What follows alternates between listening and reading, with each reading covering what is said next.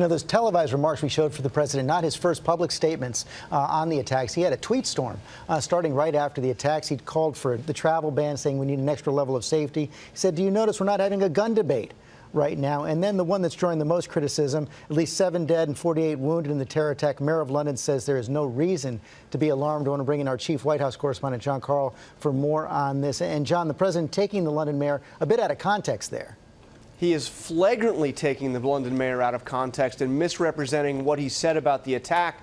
The mayor of London did not say don't be alarmed by the attack. In fact, he called the attack deliberate and cowardly and barbaric. What he was saying not to be alarmed about was the increased presence of armed security officers on the streets of London. In response, the mayor's office has put out a statement saying the mayor has more important things to do than respond to Donald Trump's ill-informed tweet that deliberately takes out of context his remarks, urging Londoners not to be alarmed when they see more police, including armed officers on the streets. And George, in one of those we've just never seen it before moments, the U.S. ambassador to London has put out a tweet directly contradicting the president of the United States, saying, I commend the strong leadership of the mayor of London. Sticking with never seen before, the president back on Twitter this morning, basically attacking his own Justice Department over the travel ban, saying they should have never submitted what he called the watered-down version to the Supreme Court. This could actually complicate the travel ban's chances in the courts.